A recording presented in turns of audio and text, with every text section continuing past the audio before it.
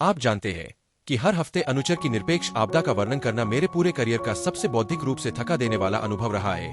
यह ऐसा है जैसे कोई अपने किसी प्रिय रिश्तेदार की लाश को बाहर निकालता है, उसे टेबल पर झुकाता है और उसके साथ ऐसी हरकतें करता है जिससे तातियाना शर्मा जाए और फिर दूसरों के मनोरंजन के लिए पूरी बात का दर्दनाक विवरण देना पड़े।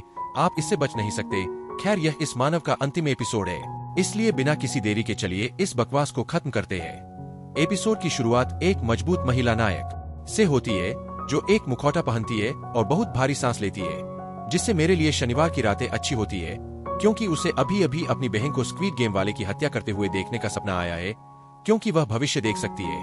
क्या आपको नहीं पता? वाह, यह एक बहुत ही उपयोगी कौशल है। शर्म की बात है कि इस सटीक रात से पहले या बाद में इसका कभी इस्तेमाल या उल्लेख नहीं किया गया। कहानी में यह लगभग ऐसा है जैसे लेखक दो बहनों को अंतिम समय में फिर से मिलाने का कोई और तरीका नहीं सोच पा रहे थे, इसलिए उन्होंने तय किया कि अब भविष्य में क्या हो सकता है या कुछ और। इसलिए उसे और छूट एजरा मिलर वास्तव में भूल जाते हैं कि इस अभिनेता को आधिकारिक तौर पर प्रीमियम एजरा मिलर में अपग्रेड किया जा रहा है, क्योंकि वह उस चलने वाले मांस के ढेर से कहीं बेहतर है। वैसे भी वे दोनों ब्रांड की ओर निकल पड़ते हैं ताकि मजबूत महिला विरोधी और स्क्विड गेम वाले को रोक सके, क्योंकि क्या आप नहीं देखते कि यहाँ नाटकीय आर्क चल रहा है। हमारी कहानी खत्म होने वाली है। जहाँ से यह सब शुरू हुआ यह कविता की तरह है। वे तुकबंदी करते हैं, यह सही है। जॉर्ज, आपको अपनी रचना पर बहुत गर्व होना चाहिए। ओ हाँ, और डार्थ पैगस बिना किसी कारण के दिखाई देता है, जैसे कि वह इस पूरे समय एक गुफा में बंद रहा हो और अभी अभी बाहर निकलने का रास्ता मिला हो। क्या वह अंतर्मुखी जो बस अकेला रहना चाहता था, या क्या वह महिलाओं के आसपास घबरा जाता है? वैसे भी मुझे लगता है कि किसी को स्टार वार्स थ्योरी की जांच करनी चाहिए, क्योंकि मुझे संदेह है कि वह हम पर पूरी तरह से स्कैनर लगाने वाला है। वैसे भी एक मजबूत महिला विरोधी को फ्लैश करें जो एक मेज पर बंधी हुई है, जबकि स्क्विड गेम वाला लड़का अपने सबसे दुर्जय प्रतिद्वंद्वी के साथ लड़ाई करता है। फिर भी अंग्रेजी भाषा मैंने देखा कि आप उसका ख्याल कैसे रखते हैं और यह समझाने की कोशिश करते हैं कि वास्तव में समलैंगिक अंतरिक्ष चुड़ैलों के साथ क्या हुआ था, लेकिन मजबूत महिला विरोधी भागने में अधिक रुचि रखती है। वह वास्तव में ऐसा कैसे करने जा रही है?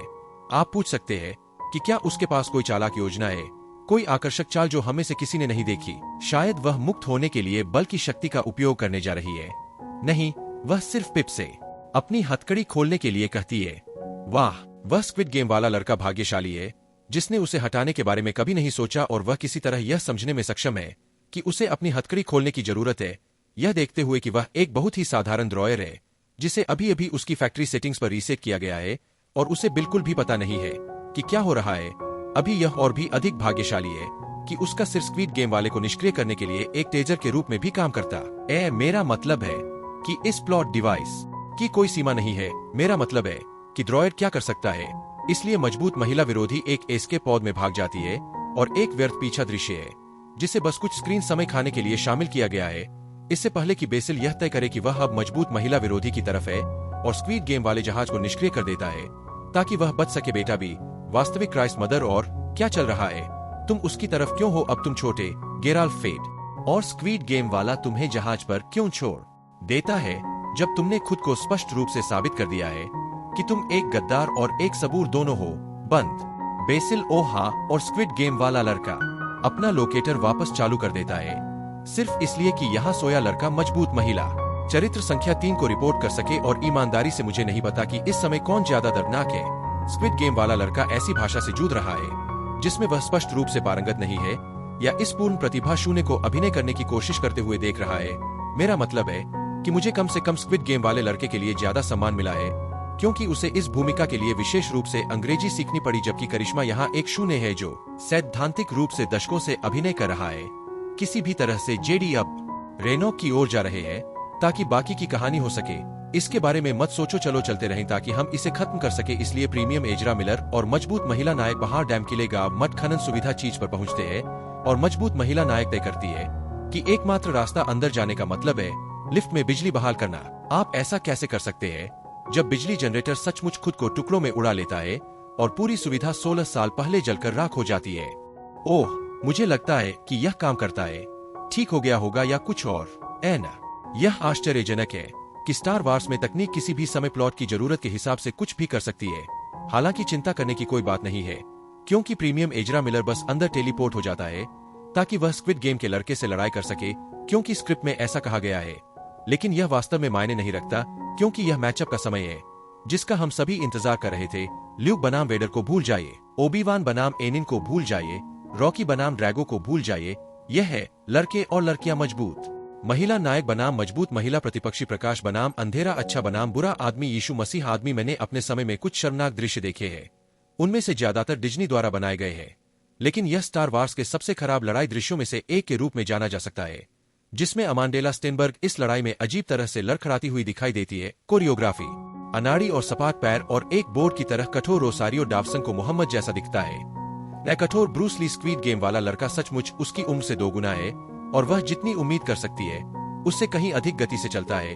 अनुग्रह और समन्वय वैसे भी जो भी हो, यहाँ मुद्दा यह है कि स्क्वीड गेम वाला लड़का और प्रीमियम एजरा मिलर बहुत अधिक मनोरंजक लड़ाई कर रहे हैं, जब भयानक जुड़वा मजा खराब करने के लिए दिखाई देते हैं, और फिर मजबूत महिला नायक क्रोधित हो जाती है जब स्क्वीड गेम वाला लड़का पूरी तरह से उचित कारणों से उसकी मां को मारने की बात कबूल करता है, जिसे वह किसी कारण से उचित नहीं ठहरा पाता क्योंकि स्क्रिप्ट उसे ऐसा नहीं करना चाहती। फिर वह उन्हें बलपूर्वक गला घोंट कर मार देती है और वे तीनों भाग जाते हैं। जैसे ही करिश्मा, वैक्यूम और सोया लड़का बाकी जेडी के साथ आता है, और क्या आपको पता है कि वे वापस उसी पेड़ पर पहुंच जाते हैं जहां हम उनसे पहली बार 16 साल पहले मिले थे। हाँ, बेचारे शक की तरह ऊपर। जॉर्ज और अब मजबूत महिला नायक ने मजबूत महिला प्रतिपक्षी बनने का फैसला किया है, मुझे लगता है, क्योंकि अब वह प्रीमियम एजरा मिलर के साथ ट्रेन से उतरने जा रही है और एथ लॉर्ड्स बनने जा रही है।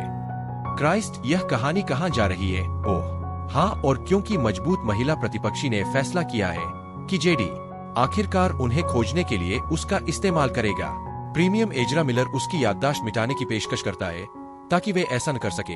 रुको, यहाँ आपके लिए एक और भी बेहतर समाधान है।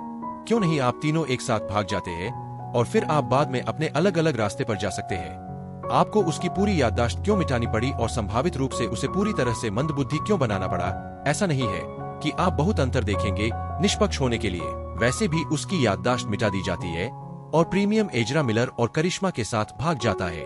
वैक्यूम पूरी बात को स्क्वीड गेम वाले पर दोष देता है ताकि वह जेडी और खुद, वाह, एक महिला जो अपनी चौंकाने वाली व्यक्तिगत असफलताओं की जिम्मेदारी लेने से बचने के लिए अन्य लोगों को बस के नीचे फेंक रही है।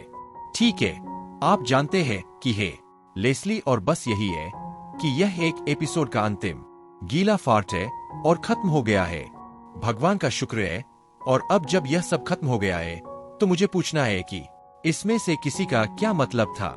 शो आखिर क्या हासिल करने की कोशिश कर रहा था? यह हमें एक दर्शक के रूप में क्या कहना चाह रहा था? मुझे ईमानदारी से ऐसा लगा कि मुझे कोई आइडिया नहीं था कि मुख्य किरदार कौन था, खलनायक कौन थे, कोई क्या हासिल करने की कोशिश कर रहा था, या क्या मुझे उनके साथ सहानुभूति रखनी चाहिए या उनसे घृणा करनी चाहिए, क्योंकि लेखन का हर एक पहलू इतना भयानक और पिछड़ा हुआ है कि इसमें से किसी के बारे में परवाह करने का कोई कारण नहीं है। 1 मिनट में रेन के कैदी से सीधे उसे मई तक ले जाता है, भले ही वह मुझे मारने के लिए बाहर हो, और मुझे यह भी नहीं पता उसके साथ क्या करने की योजना बना रहा है।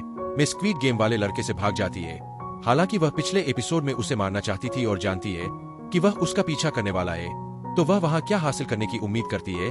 और स्क्वीड गेम वाला लड़का पिछले एपिसोड में जेडी से भाग गया था, लेकिन फिर ट्रैकर को सक्रिय करता है ताकि उन्हें सीधे उसके पास ले जाया जा सके। किसी भी शो के लिए अंतिम भाग में सभी विभिन्न चरित्र आर्क, कथानक सूत्र और रहस्य एक साथ लाने चाहिए ताकि सभी के लिए संतोषजनक निष्कर्ष दिया जा सके। लेकिन हमें यहाँ नैतिक रूप से भ्रमित पात्रों का एक समूह मिलता है जिन्हें हम विशेष रूप से नहीं जानते या जिनकी हमें परवाह नहीं है, जिनकी प्रेरणाएं एक दृश्य से दूसरे दृश्य में बदल जाती है। सभी अज्ञात कारणों से एक ही स्थान पर एकत्रित होते हैं और सभी पहचान की राजनीति को अलग रखते हैं, जो मूल रूप से अब सामान्य बात है। डिज्नी उत्पादों के साथ इस शो का नैतिक ढांचा पूरी तरह से चरित्र माना जाता है कि खलनायकों को बेनकाब किया जाना चाहिए क्योंकि उन्होंने इसके लायक कुछ भी नहीं किया है, जबकि अन्य लोग सबसे घृणित कार्य करते हैं और फिर कुछ ही मिनटों में पूरी तरह से माफ कर दिए जाते हैं, क्योंकि नैतिक सापेक्ष एम है। नैतिकता उस तरह से काम नहीं करती है। आप स्पैम सैंडविच, आप निर्दोष लोगों को नहीं मार सकते जो सिर्फ अपना काम कर रहे हैं और उम्मीद करते हैं कि दर्शक बाद में आपके साथ सहानुभूति रखेंगे जो भी आप परवाह करते हैं। कहानी कहने को एक अनुयायी के रूप में परिभाषित करना इसके बिल्कुल विपरीत है। कोई भी व्यक्ति जिसका लेखन में हाथ भी नहीं था, इसे अनुमति दी जानी चाहिए। लेखक के कमरे से एक समुद्री मील के भीतर उनके प्राकृतिक जीवन के बाकी हिस्सों के लिए यह न केवल एक अभिनय उत्पादन और निर्देशन के दृष्टिकोण से हास्यास्पद रूप से बुरा है, बल्कि जब आप वास्तव में इसके बारे में सोचते हैं तो यह पूरी तरह से चौंकाने वाला है कि ऐसा कुछ भी पहली बार में कमीशन किया गया था।